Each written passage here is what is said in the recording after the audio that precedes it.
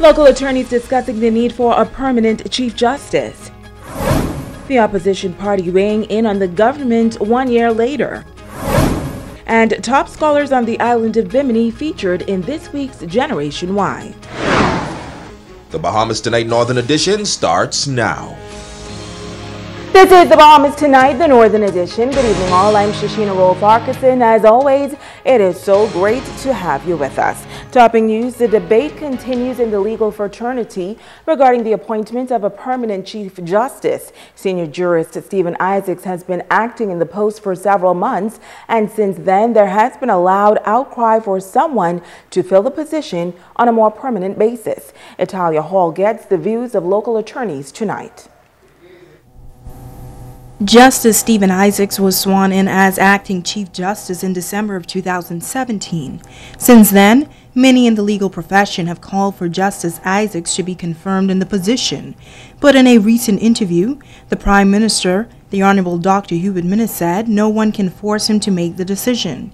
Now, our ZNS News team spoke with a few attorneys on Grand Bahama about the situation, and they had mixed reviews. Attorney Tanisha Tyne says she believes that there are more pressing issues in the country, and she agrees with the Prime Minister's decision. We have an acting Chief Justice. In a perfect world, yes, we would love to have a Chief Justice appointed.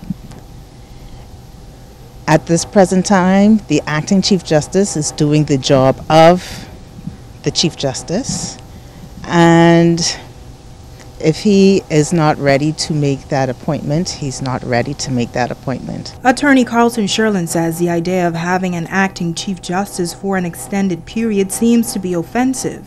It's also an indictment on the person who is acting right now, that the Prime Minister clearly doesn't have the confidence that is required for him to be made a permanent fixture. I personally support someone like Senior Justice Isaacs for the position. I think he's more than qualified.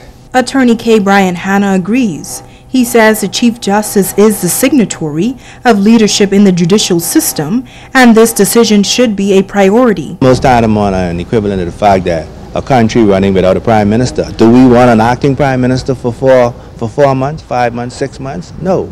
We want to have someone in leadership posts effectively and efficiently running the country on a daily basis. Attorney Constance MacDonald believes the prolonged acting position not only insults the acting Chief Justice, but it also insults the entire system of governance in the Bahamas, which is based on 3 tiers. You have the executive, you have the parliamentarians, and you have the judiciary.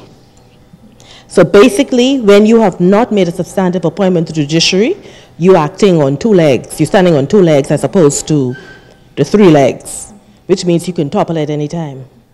You see, it is very important in any country that we have a respect for the judiciary, which means that the judiciary should not be subject to the whims and fancy of anyone.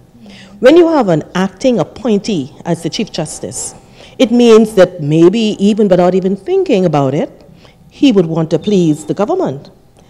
Now, not that I'm saying that our present acting Chief Justice is going to try to do that, but there is always the risk. She says a similar situation like this recently took place in Jamaica, and many persons within the judicial system pushed for a permanent Chief Justice to be named. If we had people who know and understand how governance and the whole system operates, and the independence of the 3 tiers, then you would have exactly what happened in Jamaica happening here.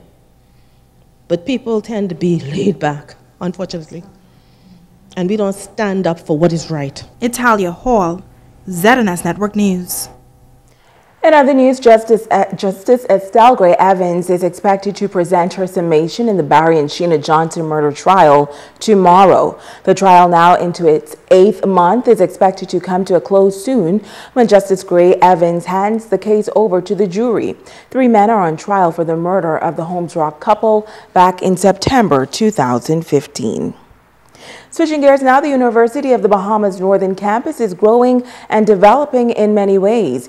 UB now has its first residential facility at the Northern Campus and is now poised to welcome students not only from Grand Bahama, but from the Family Islands as well. During the official commissioning of the Hawksbill Hall, President of the Senate, the Honorable K. Forbes Smith, says it was a defining moment for Grand Bahama. A bit more of what we ought to be doing in this country, and I'm really hoping that the campus at UB in Grand Bahama develops the way it should. I believe it could be bigger than the campus in New Providence because we have the space for development.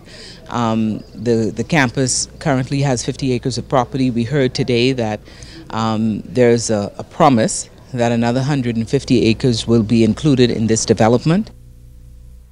As the university works to diversify its programs, Senator Forbes Smith believes the institution can play a major role in the island's economic growth. When you think about Freeport as basically the maritime capital of the Bahamas, obviously there's a focus on the shipping industry, just generally anything and any ancillary businesses to do with shipping and logistics. And of course there was a discussion on the focus on STEM subjects. So I think Freeport is poised for that kind of attraction. And that's why I say we really should think about Freeport as a college town. If we have 200 acres of property available for development, we have to figure out what do we do with that. In other news, the governing Free National Movement will celebrate their first anniversary as the government of the Bahamas on May 10th. Tonight, the opposition Progressive Liberal Party is weighing in on what has been achieved since the election. A senior member of the party on Grand Bahama charges that this island has not progressed since the Free National Movement took office. Stalwart councillor of the Progressive Liberal Party, Brian Seymour, says 1 year later, Grand Bahama is in a far worse condition. With 5 members of the governing party representing the island, Seymour says much more could have been done. The major issue, he notes, is the closure of the hotel and casino. It's all right to say that we are going out looking for new projects, but we actually have beds and rooms that only require to be renovated and the hotel open. And there was talk in the early stages of this new administration that they would buy the hotel. And I was happy to hear that, notwithstanding all the academic reasons why government should not be in the hotel business. But if that's what it takes to get Grand Bahama up and running, that's what you must do. He claims that the Grand Bahama Shipyards Apprenticeship Program that's in partnership with the government also seems to be in trouble. Unless a government focuses on these sort of training programs, the investor, if you don't stay on them and behind them, they will let these programs fall. And that should not happen. Now, that really distresses me as a citizen, not as a PLP, but as a citizen. We cannot have our people, young people in large numbers, just looking whilst others go to work and they're on the sidelines or under a tree outside the gates. Seymour adds that the leadership of the PLP was on island a few days ago and met with many business owners who seem to be unhappy. The MPs on Grand Bahama, I'll give them a word of advice. Go and check to see that your supporters are still there behind you, because there seems to be a serious disconnect between the way government functions and the pressure that is being brought to bear on their businesses and what have you. And when it comes to constituents, he claims that many now have deep regrets. People were openly saying to them, look here, they're having buyer's remorse. In that, we should have been more patient and we should have and could have. But again, that is unproductive. That is behind us now. What is important to Grand Bahama is one thing, the economy. Stay with us. The Bahamas Tonight, the Northern Edition, continues in just a moment.